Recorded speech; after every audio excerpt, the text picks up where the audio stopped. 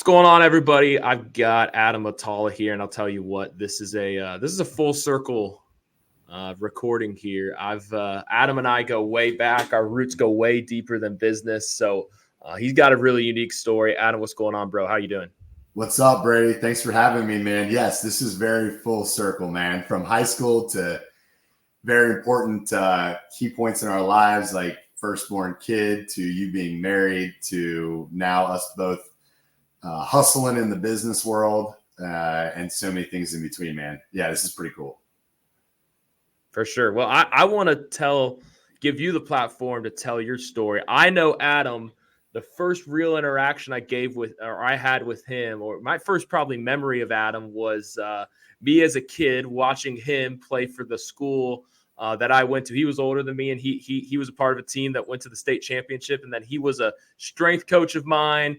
A mentor, and now he still plays a coaching role in my life, but Yes. is also a dear friend. So you've jumped into business ownership here lately, but it's been a long road since then. So tell me a little bit about your story and how you got to where you got.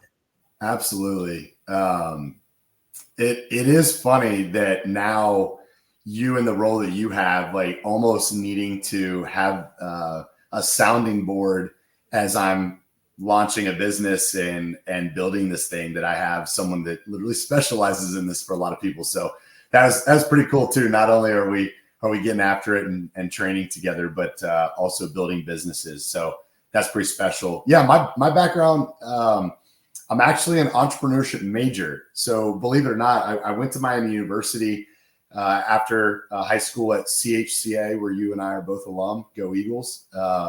Went to Miami, and you ended up going to Miami as well. So some really cool lineage there. But I was an entrepreneurship major. And so I've always had this appreciation and just, I think, creative spirit around what does it look like to build things and develop stuff. And I think I honed that into building into people for a very long time. And I did it by way of sports performance and strength conditioning and health and wellness. So, out of high school, I actually was able to land a job hourly at a place called Ignition Athletics Performance Group. And the Arrington family has been an incredible resource for me and very kind. Chris Arrington is a dear friend and mentor of mine, and introduced me to so many different things. I don't think I would have I probably wouldn't be on this call with you right now and doing this stuff. So if it wasn't for Chris giving me a nod. But basically, I worked for a high-level sports performance training company, and we specialized in athletic performance at the highest level of profession in NFL and the NBA and MLB. And then I got into, the semi-professional leagues overseas and everything in between, and collegiate sports, as well as high-level youth athletic training. So I was around that since high school. And every year from college, when I come home for those few weeks, maybe a month or two, I would intern. And then I started to work part-time while I was at school after my football career ended at Miami. And I just went into full-time being a student and getting to do that. So that led me to saying, okay, how do I stay around sports, but leverage a business degree or that experience into something? And so that's how I came across strength conditioning and sports performance. So I did that for, I think, over the course of about 9 years, and had a really cool experience developing the business itself. I built a nutraceutical line, which is your protein powders and your creatine supplements and vitamins. I helped spearhead that, and along the way trained Pro Bowlers and first round draft picks and MLB All Pros. It was a cool experience. That led me to a job offer when I felt like I just reached a really good point there that took me back to our alma mater, CHCA. And long and behold, I become a high school strength coach. And so, okay, what does that mean? How does that work? I've been dealing with pros and, high-level D1 players, and now I'm at, my old alma mater. And, every once in a while we might have a Division I player, maybe two, but it's a lot different, right? You got a large range of individuals. So doing that for 8 years and building something there and getting to spend time with you Brady, amongst some other incredible people, young men and young women that just wanted to be excellent, and I've realized today that, the term I use for that now, and I know you're familiar with it, is as high performers. You want to be around high performers. Those were the coaches and those were the players. So after building that and getting that to, I think, a really great point, I was approached by a few other places, one of those being a local all boys Catholic school, Covington Catholic High School. And I'd been looking just to see, hey, what's this like? And thought, man, this would be a unique experience, a great opportunity, building a new facility that was a 11,000 square foot facility, indoor turf, weight room. And they needed someone to see that project through and then manage it and start to build the program around it. So I thought, man, this is a great opportunity. I should probably pray on it and make sure it's right. And I felt very led to do that. And throughout this entire process, though, of like the high school training and everything, my entrepreneurial spirit always was kicking in. Like, okay, how can I leverage the brand and the experiences that we're giving and the story that we're telling to bring more people in and to build a side business? When you work at schools, it's not like you can just keep going back and asking for raises all the time. And, funds are what they are. And so you have to be creative. So I was always the guy that said, look, give me what I can live off of and live well and be paid for what I can do. I know it's not what I'm worth, but at least that I can live well, right? And then let me go to work. Give me the opportunity in the hours when we don't have kids in training or teams don't need me, that I can build a business. And so I'd always done that, but I just dipped my toes in the water. I developed a program called Jumpstart, and Jumpstart was great. A lot of kids have gone through it. In fact, even some of the siblings, you and your friends, have been able to experience. But that was a big one. And that just turned into like, okay, this is an annual thing. I can pay for interns with this. I can pay for upgrades to the facilities. I can put money in my pocket for my family. And so I've always had that itch, but I'd never really gone all in. So fast forward now, I'm finishing up 2.5 years at CovCath, which will make about almost, I think 16 or 17 years in the industry doing this. And man, I got to the point where I'm like, I think it's time to bet on myself. And I really felt led to do that. I think there was a lot of purpose behind getting to that point of, man, it's time to bet on myself. I have a ton of experience. I have some really great connections. I have some incredible people in my corner. And if you don't, man, if there's anything today that you take away outside of just business, it's you got to have the right people in your corner that are willing to step into that ring with you at any point, that are the people in your foxhole that will go in a gunfight and not even think twice, that you can count on, the people you can call at 3 a.m. in the morning and they're going to come. They're going to say, I'm on my way, right? The people that know you and maybe some of the things that you're not the most proud of, and they're going to say, hey, it's okay. I got you. I'm going to keep you honest. I'm going to hold you accountable, but I'm going to love you through that. I think that those people are the reason that I'm sitting here today talking to you about what it's like to go out on my own and build a business. So yeah, that's what I'm doing. I am officially done at the end of June, and I will be all in on HPN coaching, high performance network coaching, which is focused on health and wellness training, mostly remote coaching, but also some in-person stuff for those that are in Cincinnati and the area, able to travel in the downtown area and over the Rhine. But besides that, it'll be a lot of remote coaching and training, and the platform that we've built, I think, is pretty special and gets people still connected. So yeah, that's where we are today, man. I know it's long-winded, but it gives a quick rundown and background of where I've been to where I am. Yeah, well, there's a lot of jumping off points that I want to circle back to. Definitely want to get into the evolution of HPN and how that came to be. There's a story to be told there, and we will. Definitely want to reinforce what you said, man. If you're around Cincinnati, come join us Monday, Wednesday. Adam and I, we're getting after it. 6 a.m. down at OTR. It's Ring a blast. Ring Absolutely, man. It's just like old times. We used to do the same thing in high school. Ring the bell early, work while other people sleep. There's something to that. I love what you said about having someone in your foxhole. You got to have a support system.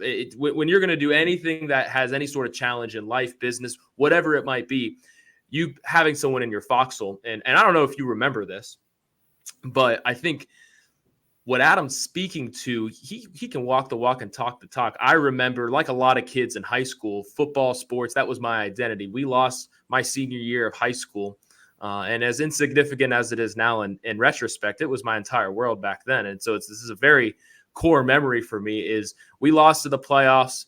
And my football career was over. I was never going to put the pads on again. And that Monday, we came back to school, and typically for, a decade plus of my life, which was a large portion of my life at that point, I had been practicing after school. That was suddenly over. And I remember I came into your office, I sat down on that couch, and I cried like a baby. I mean, I don't know the last time I shed tears like that.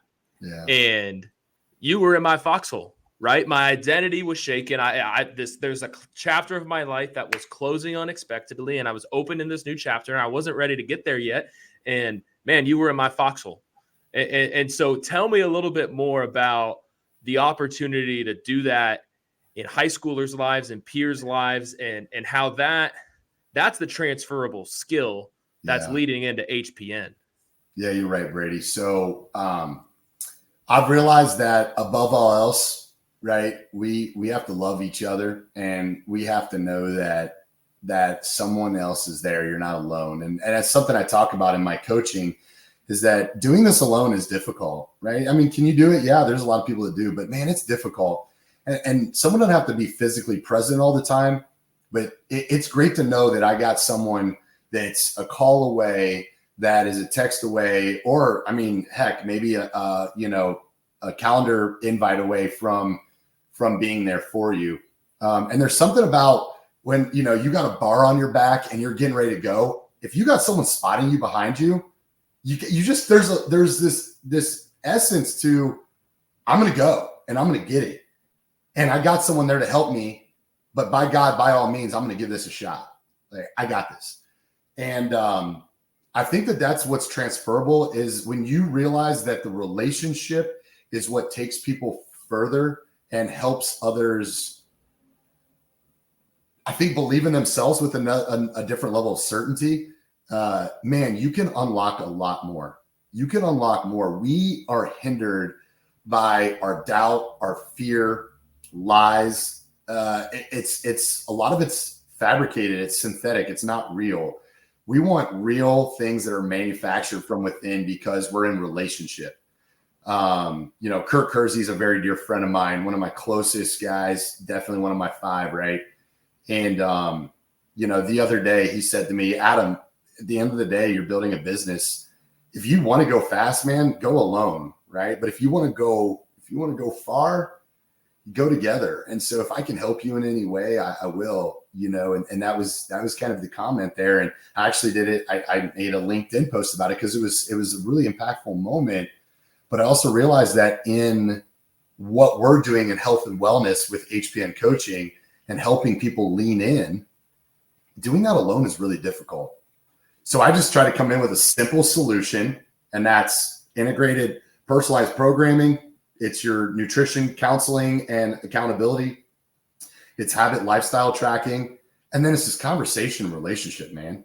It's being consistently there without having to physically be there, because that's the way things have always been. Hey, I'm a trainer. You like me? You want to train with me? Here's where I'm at. Here's the times available that you can come in and do that. And here's the program that we'll do. Now it's, hey, Brady, I'm going to meet you where you are. Let's figure out what you need, what you want, the timeline, and what the realities of your life are that are leading you to either having issues or hitting roadblocks. And I'm not saying they're not going to still be there, but man, locking arms with somebody and trying to figure it out together and getting a strategy. I mean, there's a lot of business crossover there to what you have to do on a daily basis. So I'm just trying to, I think, navigate those waters with people and let them know that I'm here and that our coaches are here for them, and then letting them still go do the work. Again, if I got to convince you to roll out of bed, probably not the right client right now. And that's not to insult anybody. You just aren't there. And so that realization has to happen first, right? If I'm going to start a business and I just like the idea of the business, but I'm not going to put forth any work or effort or sweat equity and man hours, the business probably ain't going to roll unless I just get really freaking lucky. And even at that, like, that still doesn't have longevity, right? That's not the long game. So if we're trying to do that, man, going together and putting in the work that way. So yeah, I think the biggest crossover from what I've been doing as coaching to now being a business owner and still doing coaching is always keeping the relationship first, building the trust there so that whatever you ask them to do, they know it's because you care about them, you love them, and then they're willing to do it for you, and they know that they're not alone. So that'd probably be my answer to that. It's a great question, man, and I'm still trying to figure that out, but I know, golly, I got some great support. My wife, including, has just been an unbelievable support as we're going out and building this new business. Well, I love what you said about crossover. And we all are writing our own story. We're all a part of a story. And there's unexpected training grounds for what's next in every season of life. And I talk with people all the time. Maybe they're an engineer at GE, or they're in purchasing at Procter and Gamble, or they work whatever corporation they work at, and they say, "Man, I know how to do X, Y, and Z, but I don't know how to run a business." But that entrepreneurial spirit has always been in them a little bit. But what I found is there is no ground zero breeding ground for entrepreneurs. They're everywhere. And so, looking at your arc, Adam, yeah, you had an entrepreneurship degree from Miami, but you've spent the past decade plus in a high school. Yeah. And now you're making a leap into entrepreneurship. Yeah. But if I'm putting money down on an entrepreneur to succeed, it's you. Even though on paper, going from education, high school athletics to entrepreneurship, right. That might not connect for a lot of people. No, it doesn't. I know it doesn't. It doesn't. So tell me how all that you've gone through, all that you've done, all that the Lord has done has prepared you to make the leap into starting your own gig. Yeah. That's a really great question. So the first thing, man, like just as a witness, it didn't start happening until I started getting right with God and a lot of prayer, a lot of scripture time, quiet time, meditation, and doing it with somebody. My wife and I both committed to doing 40-day prayer journey. We did the 40-day Draw the Circle with Mark Batterson. It's a great book if you haven't read that one, and I can give some other recommendations. Although I'm not like Kurt. Kurt is a huge book guy. He can rattle off all kinds. I have some good ones. I like Audible. I do a lot of the Audible like while I'm training or cutting the grass or doing work, but I'm still reading. I'm it's an audio book. But so it really started with that, and I felt very at peace with something that should have been more, I think, alert and concerning. Felt very at peace. Like I need to bet on my own. I need to do this for myself and my family, and it's time to bet on me. I've been advancing a lot of other people's careers and goals and their lives, and I'm happy to do that. I'm so glad I did. But when am I going to start doing that for myself? When am I going to start betting on myself and advancing my family forward, advancing our financials forward? And that's going to come with hardship, but the focus is all internal now with an external effort, right? Like I'm still going to hopefully impact a lot of lives and help change them with their health and wellness, their faith, their confidence, their certainty in things, their courage to step out. You know, who knows, man? Someone we might be training in the next year might end up being the next person that goes out, tries to start their own business. And now they're asking me for advice and they're using you as counsel. I don't know. But what I do know is that if I don't take action, I'm not listening to something that's inside of me. And I don't think it's by happenstance. I think it's there intentionally. So it's like, man, why not bet on yourself? I mean, what's the worst that happens? Okay, it doesn't work.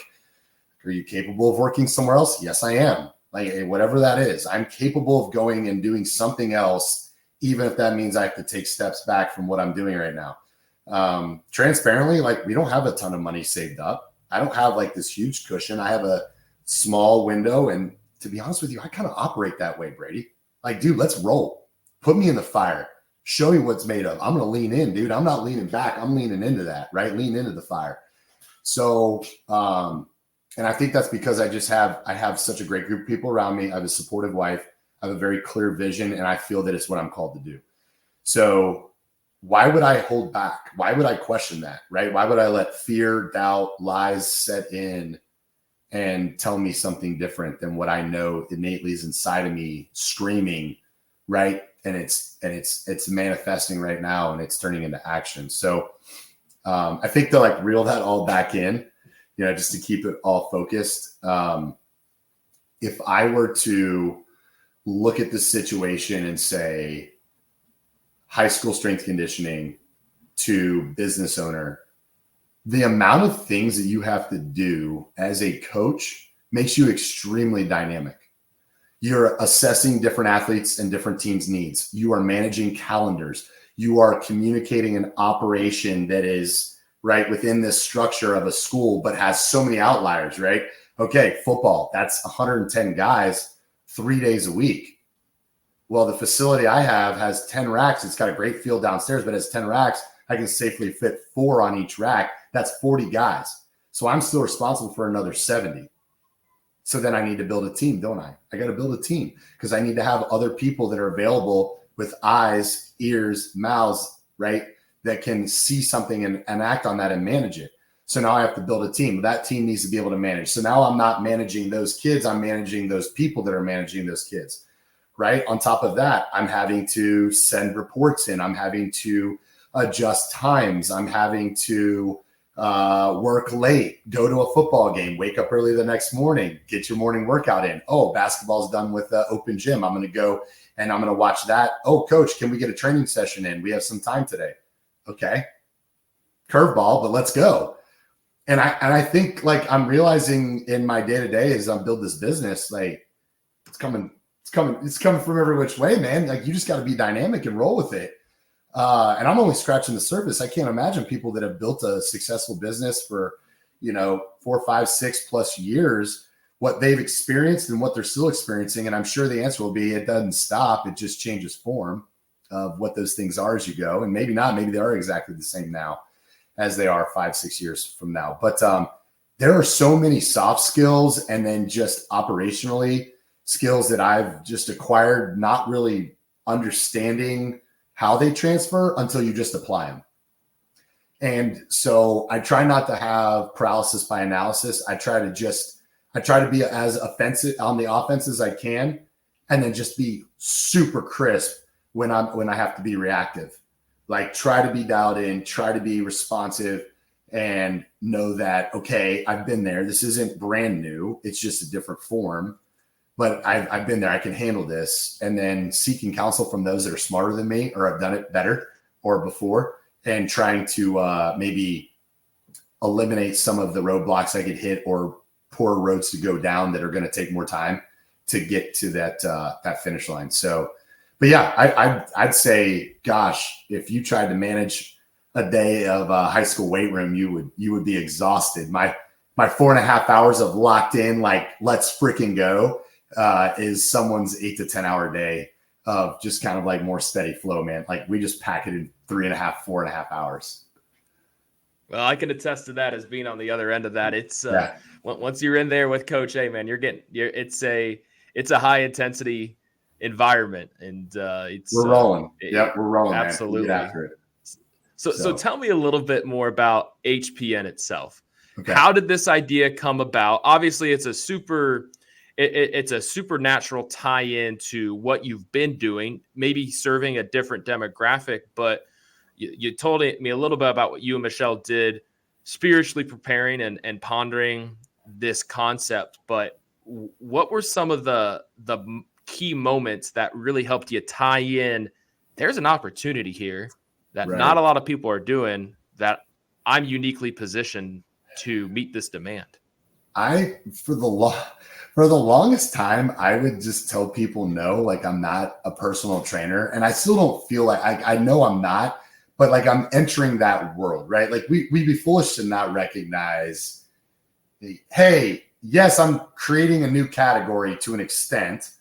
It's not completely brand new, but it has an essence to it that brings a different approach and viewpoint. Okay. I started to have these moments where like more and more people are asking me like, hey, can you build me a training program? Or, hey, like, wouldn't it be cool if like there was a way that I could do this and then just film some of it and send it to you and you could give me feedback? And then it's, XYZ team wants an off-season program. Can you build me a program and then do like the testing numbers and give us some feedback on our pre and post test results and all these little, I think like separate markers that it just ended up turning into, dude, what if you just offered one thing yourself and did all these various things people are asking you for? And so that's when it just started to manifest. That was actually post me deciding that it was time for me to go out on my own, believe it or not. So it was like, I know I need to do this. I have a general idea of what I can offer, but then, man, it took some like strategy sessions with people and some prayer, petition, a lot of reading. I listened and read Donald Miller's Business Made Simple book, Ed Milet, The Power of One More, like some of these like really great thinkers and thought provokers of like what they're doing, even Alex Hermosi and like $100 million leads and $100 million offers. And I'm like, man, I love this stuff. And I started thinking about, gosh, I feel like I could really parlay this into something. And then I started to package it up. And it turned into the life cycle so far is it was HPC, so high performance coaching. And I'm like, that's cool, but that's too small. Like it's too small. HPC is just Coach Atallah, right? It's just, I created a cool name for it. Sweet, bro. Like it's more than that. And so I'm like, I need to think bigger. And so I started to have some like, okay, let's think bigger. Let's work through this. And it turned into really, it's a high performance network. So why don't we say you're in the high performance network and then there's high performance coaching? It's like, okay, God, that's a lot to follow. Like that isn't crisp yet. It's not there, but the concept is there, right? So I got a group of people that are high performers. They're all in a network. I have an offering, coaching in a high performance model, meaning we're going to deal with everyone's like 4 or 5 things that we focus on to make sure they're performing at a high level, not just in the workplace, but at home. Right. Corey Carlson talks about, win at home, right? Win at work. Jeremy Boone talks about live well, lead well, right? Different, like the concept is all there. Like you have to have yourself right. Your mind, your body, your spirit, right? Your emotions, your heart, all of that's got to be in some type of check with ebbs and flows, but not super high, super low, or, it's got to have some consistency. So long story short, I realized everything within the high performance network we do should really be around coaching because people want coaches and people need coaches. And if you don't believe that, if you're one of those people that don't, like I hear you, but man, what's it like doing it alone? Like, if you're really honest, what's it like doing it alone? It's tough. It's tough. I was encouraged to tell this story. So 2 years ago, I was sitting on the porch here at my house and I had some friends over, Kurt being one of them. Again, you'll hear Kurt a lot just because he's one of my close guys, but I'm sitting on the porch and I'm having a bourbon and I'm smoking a cigar. At that time, I was 259 pounds. So I just say 260. I'm about 6'1", and I was 260. And I could hide it, but it was getting harder and harder to hide. And I was getting more and more unhappy. And so the other thing for me was I just really started to like not care about myself. I was caring about everyone else so much. I put myself way, way, way last. And it had started to take its toll. I'm at the point where I'm like trying to bend over to tie my shoes and having like hold my breath and just ridiculous stuff. Clothes, the size of clothes I'm wearing, just things that I'm like, this isn't good. At that point, I have a 2-year-old son who's starting to engage with me differently. And I just realized like, man, I am not living up to what my potential is. I am not choosing to be a high performer, but I'm talking a really big game. And I'm telling everybody else, I'm like, it's time to make a change. So in the middle of that, I said, hey, Kurt, here's what I'm planning on doing. All I'm doing is I am changing my protein intake to 200 grams a day minimum, 200 grams of protein a day. My goal was to be between 225 to 235, but come hell or high water, it was 200. And then I said, I'm going to stop with alcohol. And then I said, I'm going to try to work out between 3 and 4 days a week, with 2 being the bare minimum based off of chaotic lifestyle. Kurt looked at me and said, Bet, I'm in. I go, you gonna do it with me? Because that was where I was going. But when you got someone that's in your circle like that and super tight, you don't even need to make the ask anymore. Like, you just know. Like, you just like, dude, I got you. And so that's what it turned into. And so, man, we went on this journey, tracked everything, tracked our calorie intake, our protein, and then we did our workouts, made sure we were hitting X amount of calories burned, right? Heart rate's up, getting good aerobic exercise, good heart health, and then just trying to get strong again. Like, bro, I'm going to put on muscle. So that first 6 to 8 months, I went from 260 down to 243. And then I ended up getting down to 238. Kurt got a little lower than me. So right now, 2 years in, I am at 230 to 228 to 230. Kurt is under 230. But like, we're not skinny. We're just fit. Like, we have muscle definition. We have tone. We have strength again. We have capacity. Like, we can go grind together. We can go grind individually. But like, I have, my rucking. I love to ruck. Like, man, I can go at a 15-minute mile pace with a ruck of 25, 35 pounds and feeling great when I get back and I burn 500-600 calories, like feeling super accomplished. 2 years ago, I wouldn't have been able to do that. So all of that now brings together of, well, dude, okay, I'll take that model that we did. I'll take the things other people have asked me. I'm going to combine that into a system, and I'm going to bring an app in. So the app is HPN Coaching, and basically it houses everything so that I'm physically not with you, but I am absolutely present with you through the app and the tracking. So it requires you as a client, Brady, to be accountable, to track your stuff, to check in, to go to your workouts, to put in your protein intake throughout the day, to check off your habits. Like, I don't want to eat much after 8:30. And so like, let's create a habit around that where I'm checking that off and getting a streak of 4, 5, 6 days at a time, if not 2 weeks. Right. And so, but that all came from me listening. And the part that brought it together was the evaluation. And we came up with an evaluation. It's the DREAMS eval. DREAMS stands for your desires or your goals, right? R stands for realities of your life, because let's be honest, we all have chaotic lives. We have demands that come from everybody. And so I'd be foolish to say we're not going to look at the realities. How many days do you actually think you can train, right? How likely is it that you can start cooking at home if you're not? Like, what are the different parts of the realities of your life so that I know how to build a system that can hold you accountable and still bring you success, but doesn't make a completely radical shift in your life? Because that's just not.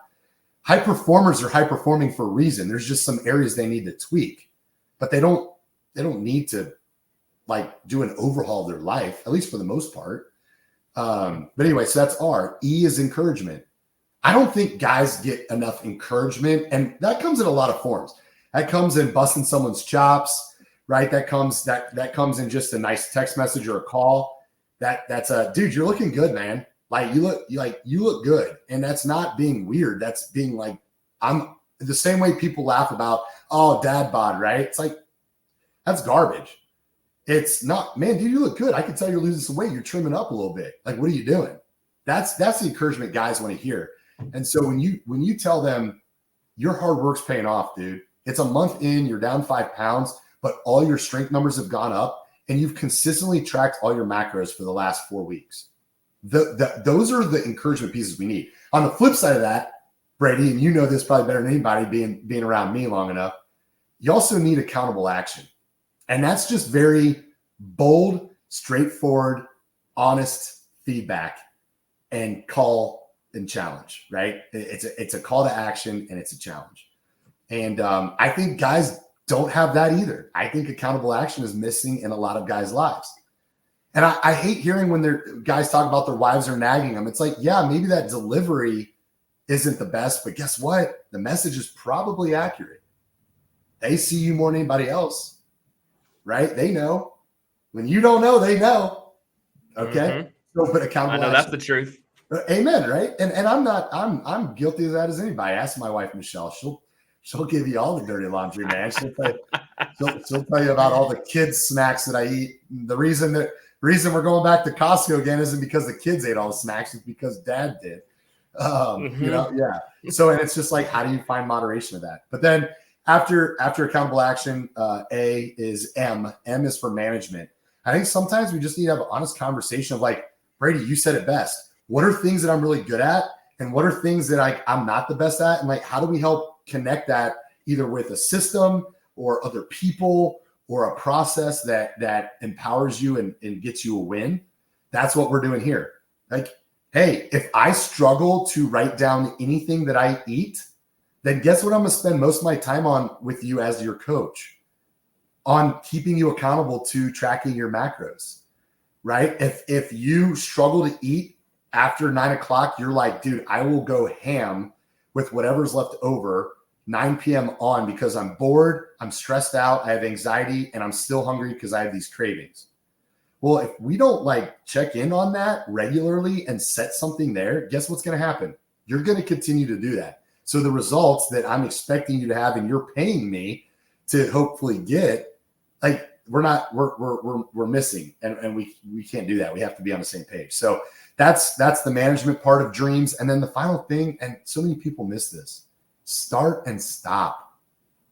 And as a business owner, dude, I was getting hung up on the fact that I didn't have like a fully blown out like a website. And like I have stuff now. It's still not where I want it, but I was spending so much time on that. And guess what? Cool. I spent all the time doing that. If I still don't have a client yet, what did actually happen? If I didn't sell anything, if I didn't start generating money, like, sweet. Okay, bro, you got the website going, but you're a month and a half in and you have 0 sales. And oh, by the way, your fund is all gone. And now you're pulling from, your funds that are not really there. And again, if we can avoid that, great. So for me, I had to stop focusing on these things that, yes, they're important, but don't generate revenue in the moment, like to get things going. And that may be a bad example. Some people might be like, you need a website. Well, I guess you do, but I also have way too many friends. And if I start sharing that and getting word of mouth out and I make a LinkedIn post, well, guess what happened? I had 3 people reach out for them and they're all clients now. So like, praise God for that. But also that was me starting something that did bring in revenue, that did generate buzz and interest. So that's the whole cycle. Dreams, DREAMS.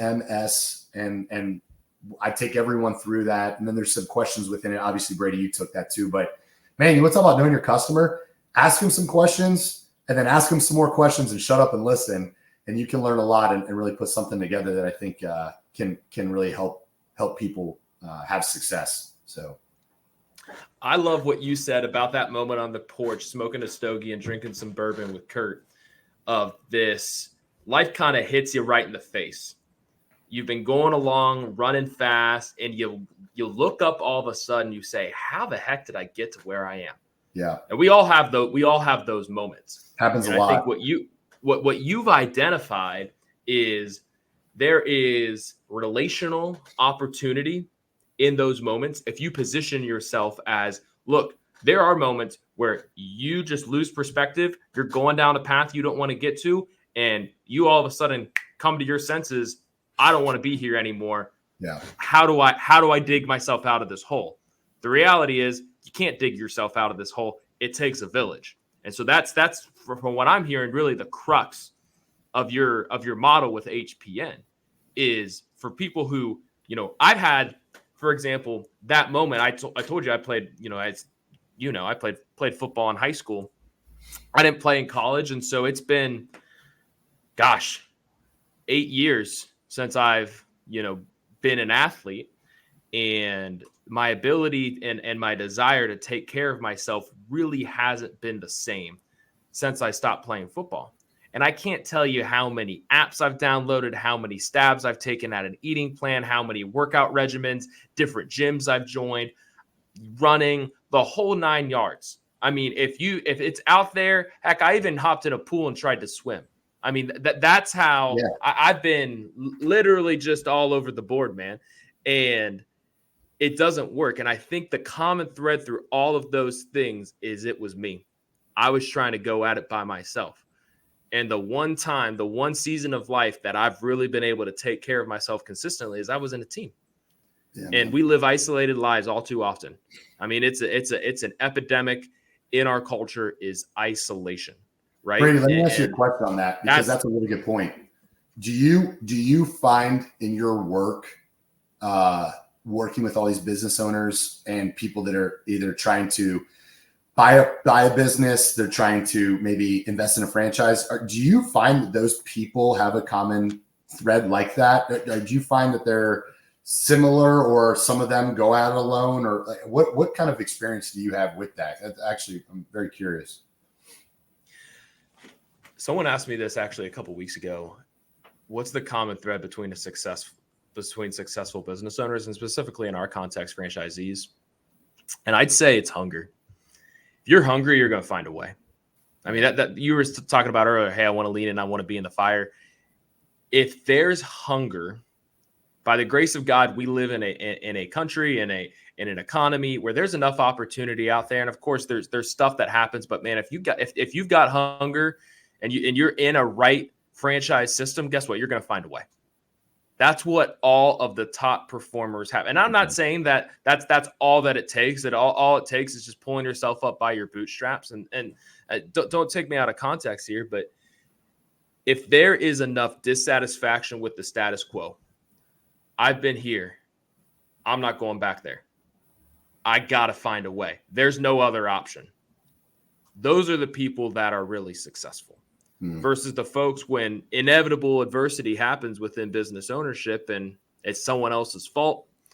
I got to pass the buck on to somebody else. Those are the people who maybe after a couple of years, they're selling their business, they're leaving, they're shutting down, whatever the case might be. I'd say the other piece with that is there comes a point in time in most everyone's career that they look up. Maybe it's the last straw moment. Yeah, you walk into a meeting with your boss and he or she chews you out for no good reason.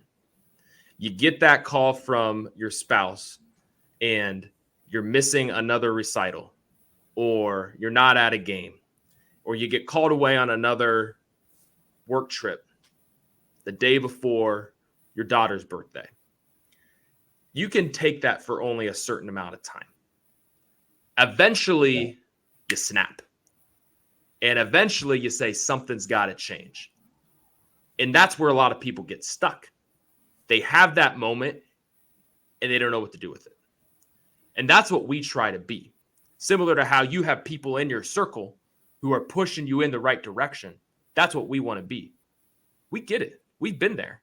My dad is a really big part of our practice. He's been there. That's what drew him to business ownership. So when you have that, I can't do this anymore. What else is out there? That's our entire business model. And it's incredibly rewarding from a spiritual perspective, especially to be able to be in someone's corner when there is dissatisfaction. When there's career dissatisfaction, there's overall life dissatisfaction. Sure. Because that pervades every area of your life. Yep. So I agree with that. We live for those conversations, man.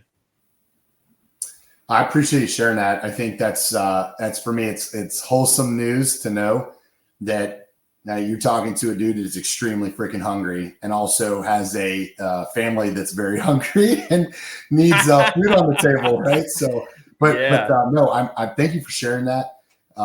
That's great perspective, and again, I believe there's a couple things that we can give people that they're incredible gifts. One is our time. Right? Our time. It's an incredible resource. Bill Shoemaker said that to me. I have lots of things I can give Adam, but by far my most precious one and the most important one is my time. So when I give that to something, I either really care about it and believe in it, or I have very high expectations for it. And I thought that was really profound. And then the other one I really believe is access. I don't think people talk about access enough. So imagine your dad and you and anyone else in your practice having this total amount of knowledge in the industry. Let's say it's over 100 years worth of knowledge, industry knowledge, experience, whatever. But imagine if you never shared that with anybody and you kept it all to yourselves inside those doors. How do you influence the next group? How do you make a difference? How do you change trajectory? I think when we choose to give access to people, especially like very powerful things that maybe, you know how hard I had to work to get to blank ABC and finally broke down this and XYZ. Well, okay, that's awesome. Thank you for pioneering that and trailblazing it. Can you change the trajectory by moving that forward and saying, I'm going to be smart about who I give access to, but I want to allow people to have some access. Like, that's special. So drawing that back in, Brady, the way I'm saying that is, you spend your days doing this with other business owners as well. I don't. So you giving me access into what you're learning and experiencing, what your dad has taught you and other people, is an extremely, extremely powerful gift. And I just want to remind people out there, you know, my clients that I talk to or people that I'm being introduced to, of how powerful that moment is of their time, but also the access, the things that they share, the things they pour into you on. I mean, that's what we were designed to do, man. That's what community looks like, even if you're not like super close with people too. I started saying this a while ago, add value often.